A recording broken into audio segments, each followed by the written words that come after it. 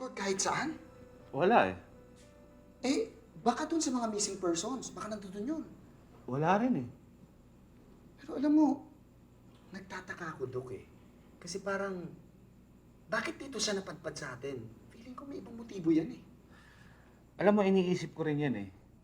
Kaya lang, nakita ko yung bata, mukhang mabait naman ah. Mukhang hindi gagawa ng masama. Eh, Dok, baka naman sinasabi mo lang yan dahil namimiss mo yung panganay mo. Froilan, magkapit-bahay tayo, hindi magkaibigan. At kahit magkaibigan tayo, hindi mo dapat pakialaman ng pamilya ko. Dok, pasensya na, hindi ko sinasadya. Ay, hello? Hello? Oy, Douglas? Hello, hindi kita marinig. Ay, Doc, sandali lang. Hello, Douglas?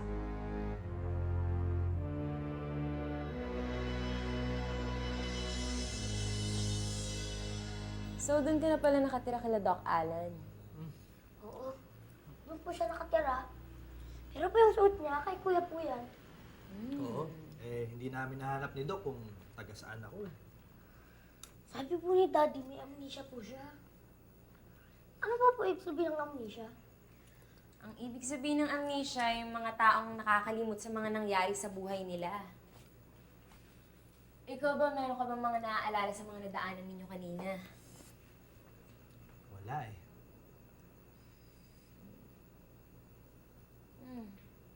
Si tatay, tulog na. Gising pa yan. Tulog na nga.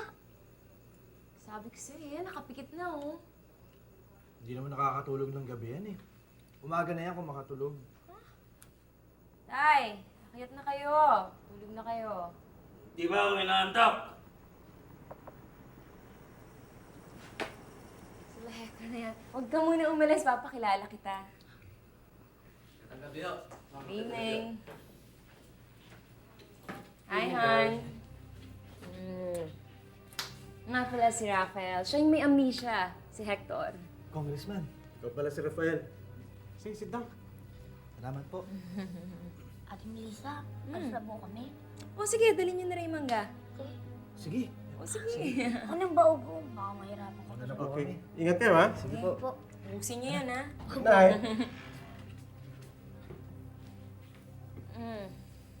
Pina-background check niyo ba yun? Oo, kanina. Sila nila Doc Alan. Ayun, nagtanong-tanong. Dapat siguro alisin ko na kayo sa bahay nito eh. Baka ipagpapalit mo ako sa bata. Mga ano? Good evening po. Na-istorbo ko yata, Han.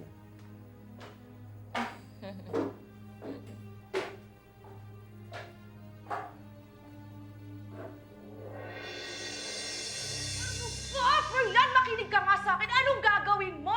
5 milyong piso rin yun. Ano na lang ang sasabihin ng mga kapwa ka-opisina mo? Sinabi ko na sa'yo may maling investment yan eh! Rita, hindi mo kailangan sumigaw. Inaasikaso ko naman eh. Inaasikaso? Oo. Ang galing mo kasing lalaki, sabihin mo nga sa akin, ha? Paano ba inaasikaso yan? Paano na lang? Anong gagawin natin? Rita, may kausap na akong abogado bukas. Ha? Anong gagawin ng abogado? Kung nakatakas na si Douglas sa ibang bansa!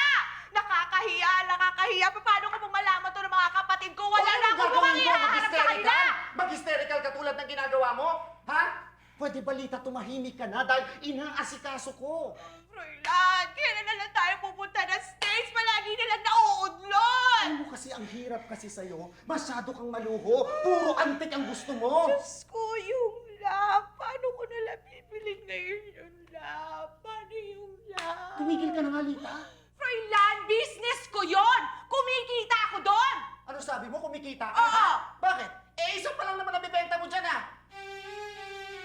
Ibebenta natin yung mga punyeta, mga antik na yan. Huwag ka magmumura! Bakit? Ba't hindi kita mumurahin ang tigas ang ulo mo? Ikaw ang matigas sa ulo Eh, mo! sigaw ka na Hindi sigaw ka ka eh. mag-invest agad Ha? yan! Hindi tayo Ito na mauubusan ng tumababa pera! mo. Ang kulit mo! Eh, ikaw kasi Tumigil sumasabay ka! sa mga kay Bakit Douglas! ikaw ba umano ng pera Lalo! dito? Lalo! Nagkakaya sa mga kapatid ko! Kapalaban nila wala tayong pera! Wala akong mukhang yan! Tahimik ka! Nakakaya ka lalaki! Wala kang kwenta! Ikaw ang walang kwenta Ako dahil ba kung ang walang kwenta? manumintindi. Bakit ako ba nag-invest sa punyeta kay Douglas na yan? Dapat umiintindi ka dahil Kung asawa hindi kita! ka invest na may pera pa tayo! Parati na lang sila nag-aaway tungkol sa pera. Anong problema Hindi ko na matandaan kung kailan natahimik yung bahay namin. Lalala pa yan. Ha? Kailangan mong maging mas matatag kasi lalala pa yan. Hindi pa malala? Anong course mo? Computer science. Bakit hindi fine arts? Kasi sabi, kapag marunong ka sa computer, madali ka makakanap ng trabaho sa States. Pag nagpunta na kami. Masasaya ka ba sa ganun? Ano pa? Naniniwala ka rin doon? Minsan. Pero alam mo, kung meron lang akong malaking pera, itatapal ko sa mga bibig nila para tumahimik na sila. Pero pakiramdam ko, kahit mayaman na kami, hindi pa rin sila titigil. They will keep wanting more and more. Siyempre ako, pagka-graduate ko, kailangan din kumita ng pera. Pag nagkatrabaho, kailangan may maibigay ako sa kanila. So talagang mas masaya ka sa ganun? Who cares? Alam mo, minsan kailangan munang mawala lahat sa'yo bago mo malaman kung ano talaga yung talagang mahalaga sa'yo at kung ano yung magpapasaya sa'yo. Alam mo, huwag mo sa akin sabihin yan. Dapat sa kanila mo sabihin yan. Bakit hindi ka magsabi? Kasi, sa ingay nila, hindi nila ako maririnig. May bala ka pa bang hiwalayan ng asawa mo? Oo naman. Kailan? Melissa, we've been through this before. Yeah. 1, 2, 3 years ago. One day, susurpresahin na lang kita. Anong kumahirap pare sa hiwalayan ng asawa mo? Pero naipangako mo sa akin noon eh. At may future pa. Anong klaseng future? Melissa, ikaw ang mahal ko. Alam ko yun. Pero nahihiya din naman ako kay tatay eh. Hindi pa kita sinusuportahan. May kailangan ka ba? Kung kailangan mo ng pera, sabihin mo lang sa akin. Hindi naman sa ganun. Melissa, do you still love me? If I say no, Matakot ka. Papatayin kita. Sorry. Uy, ayun o. Kakatawa ka naman, Rafael. Hindi ka ba marunong mag-basketball? Hindi eh. Paano ba to? Ana. Ito, i-dribble mo to. Bago mo i-shoot dito sa basket, parang may ganun-ganun. Dribble. Magdi-dribble ka muna. Ganito. Sige nga. Kaya? Sige. Kaya. Wala eh. Hindi ka ba marunong? Hindi nga eh. Sige Shoot nga. muna pag-aralan natin. Sige. Game. Shoot. Shoot. Ay. Oh. Wow. Oh. Hindi naman marunong yung kalaro mo eh. Nakapagod ah. Buti na lang, bakasyon ka dumating. Kung hindi tayo makakapaglaro. Wala ka mga laro? Oo, wala. Wala naman kaming kapitbahay dito eh. Kahit isang bata, nakaedad ko. Dati si kuya. Pero, namatay na siya. Ate Melissa, sali kayo. Ha? Ate, Ay nako, ayoko, manonood na lang ako. baka mamaya matalo pa namin kayo. Oo nga, tingnan mo, isang mataba. Tapos ito, hindi marunong. Tapos, hindi makatanda kung anong apelido niya. Diba? Teka, halika dali. May sasabihin ako sa'yo. Ito, sikreto lang natin to ha. Ano mo sasabihin kahit sa kanya? O ba? Ano? Ang nilalaro mo, basketball. Basketball. Kaya siya tinawag na basketball kasi may bola. Mhm. Tapos, isushoot mo siya doon. Doon, Parang ganyan. ring na yun na may ganun-ganon. Okay? Sushoot mo siya. Siyempre, didribble muna bago i-shoot. Okay? Basketball basketball. Basketball. Okay, game. Kanta. Okay, kaya ko na yan. Sige nga, tayo mo. Sige. Tayo mo. Sige. Game sa kanya yung bola. Tingnan natin. Shoot. Di ball. Shoot. Shoot. Sama kasi hindi ko pa kumuha ng maid eh. Ayoko nga. Magchichismisan lang ako ng mga kapitbahay. Para namang hindi pinagchichismisan ng mga taga rito, siya at ang lalaki niya. I wouldn't be surprised if one day mabasa na lang kita sa dyaryo. Sige ate, utungan mo pa tatay. Bakit? Totoo naman sinasabi ko ah. Maingat si Hector. Ano ko ba sa'yo, Melissa? Matalino ka naman. Ate, ilang beses na ba natin na pag-usapan to? 5 taon na kami ni Hector. Wala ba ibang topic? Wala! Nagpapakasakali ako na sa once a month na pagdalo ko sa inyo ni tatay, matatauhan ka sa kakukulit ko. Mali ang ginagawa mo. Hindi ka dapat pumapatol sa may asawa. Mahal ko siya. Mahal. Alam mo sa love, ang equation 1 plus 1 equals 2. Dahil kayong dalawa, magiging isa. Magiging 3 or 4 or 5 lang yan kapag nagkaanak kayo. Pero ni minsan, hindi kasama sa equation ang kabit. Ate, wag na nga lang natin pag-usapan. Gusto ko pag-usapan eh. Sige, Roxanne. Pangaralan mo kapatid. Isa ka patay eh. Tutuusin, kaya mo naman maging malakas kung gusto mo. Pinapaubaya mo sa akin ang pagsasabi dyan kay Melissa. Dahil natatakot kang mawala ng sustento. Tumahimik ka. Kaya alam mo, Melissa, minsan naiisip ko, kaya nag-asawa lang iba yung nanay natin abroad. Dahil ano naman mapapala niya sa tatay natin, wala namang pakinabang. Ano?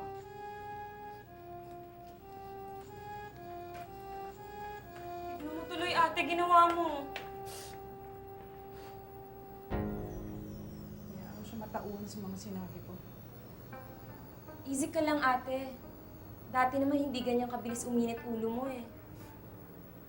Kasi dati wala pang kabit ang asawa ko. Kaya nga nabibwisto ko sa'yo eh. Tsaka kay tatay. Dahil parang okay lang sa inyo na mali ang sitwasyon niyo. Kailan pa? Last month ko pa nahuli. Pero mali ko kung kailan pa sila. Bakit akala ko? Tanungin mo kaya kay Hector. Favor lang kasi hindi ko matanong sa asawa ko eh. Hindi niya alam na alam mo. Alam mo, noong ko patakot to eh. Dahil hindi kami magkaanak. Yung frustration niya, ibabaling niya sa ibang babae. Ayoko namang awayin siya kasi baka lalo siya mapalapit na sa babae niya. Lisa? Sino ka? Ako nga pala si Rafael. Ikaw? Rafael, ate ko. Si Roxanne. Sino to? Ate, huwag mo na tanungin. Mahabang storya. Basta napadpad lang yan dito sa Angel Villa. Tapos, hindi niya maalala kung anong pangalan niya. Hindi niya maalala kung saan siya nakatira. Kami naman pinagtanong na namin, pero wala talaga. Wala talaga eh. Alam mo, mabubuntis ka within the month. Babalik sa'yo ang husband mo. Ano? O sige, mauna na ako ha. Dito ka. Rafael, teka. Kanina ka ba nakikinig? Hindi ha. Maniwala ka sa akin. Pumunta lang ako dito para dalhin to. Sige.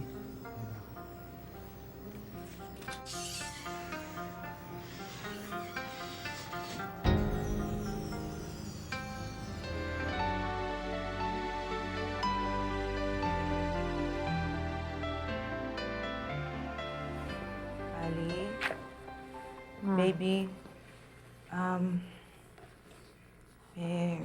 may problema kasi tayo eh. Alam ko. Hindi na tayo makakapunta na naman sa States this year.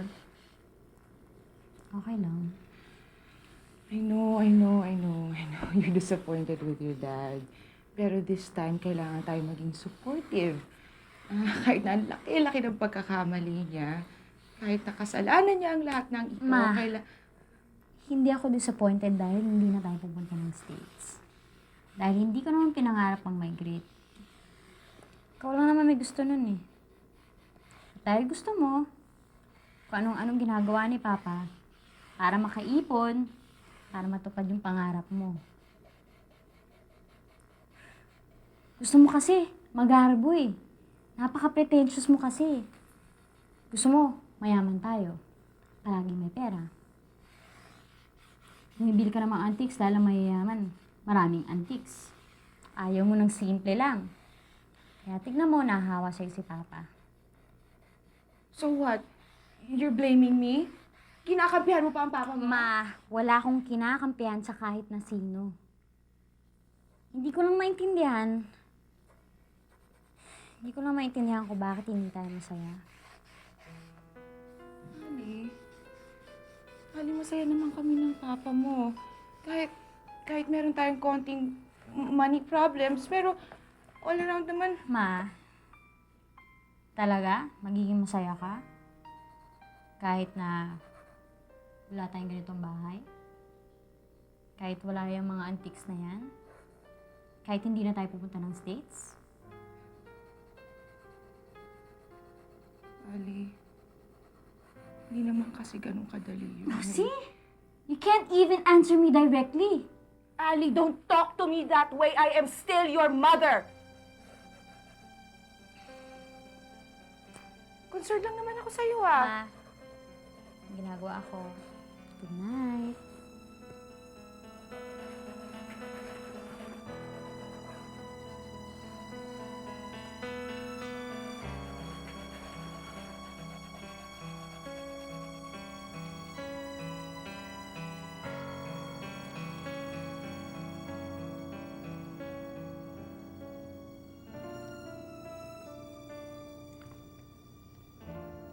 Nag-aabang ka pa ng bulalakaw.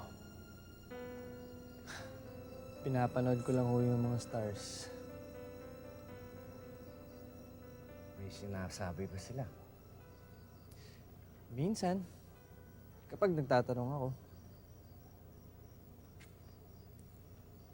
Sino ka nga ba? ano ho sa palagay niyo, Mang Anong? Hindi ka taga rito. Alam mo, nung binata pa ako, nakilala akong isang napakagandang babae. Niligawan ko siya. Nung mapaibig ko siya sa akin ay pinakasalan ko kaagad siya. Ang bagong kasal kami tuwing gabi, doon kami sa bubungan ng munti naming bahay para panoorin ng mga bituin. Tapos, kakantahan niya ako ng isang napakagandang awit. Hindi ko na matandaan ang tono ng awit na yun. Pero, siguro, lalong gumanda dahil mahal na mahal ko siya. May iba na siyang pamilya. Alam ko. Pinili niya ang mga ibang bansa. Masaya na siya ngayon. Hindi ko kasi naibigay ang lahat ng gusto niya. Laging kapos ang sweldo ko. Lalo na nung dumating na ang dalawang anak namin. Una si Roxanne, tapos si Melissa. Nung mag-high school na si Melissa ay nagpasa siyang maging isang DH sa ibang bansa. At nakapagtapos naman yung dalawa. Mapadala siya ng pera. Pero, isang araw, ibinalita na lang sa akin ni Melissa na nagpakasal na sa ibang lalaki ang nanay nila. At sa sobrang sakit sa puso, na-stroke kayo. Dahil sa galit. Galit na galit ako noon. Hayaan nyo na yun. Huwag na kayong magalit. Hindi sana nila naranasan ang naranasan nila kung hindi ako naging isang pabayang ama. Yung isa, iniwan ang kanyang asawa. Yung isa naman ay pumatol sa may asawa. Bata pa naman kayo eh.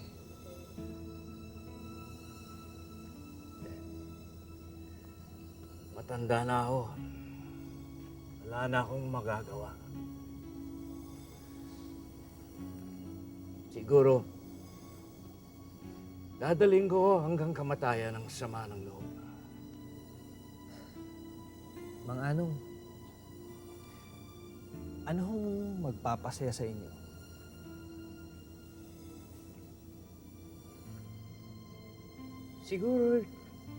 Siguro yung marinig ko ulit ang kantang yun. Siguro, sasaya ulit ang buhay ko.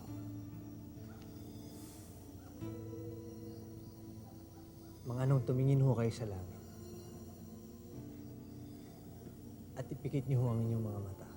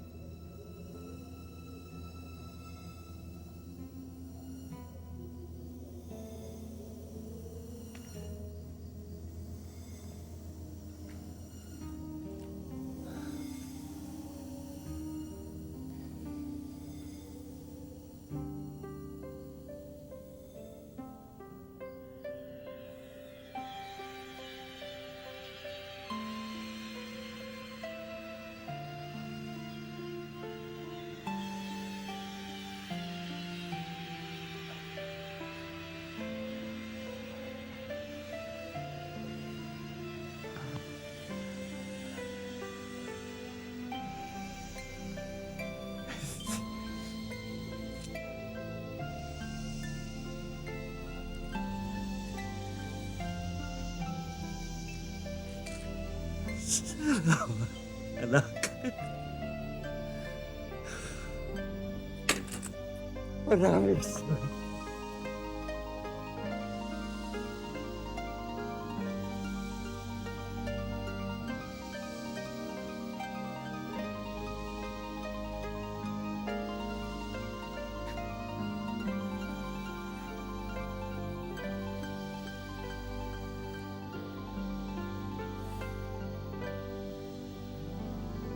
Matutulog na ako.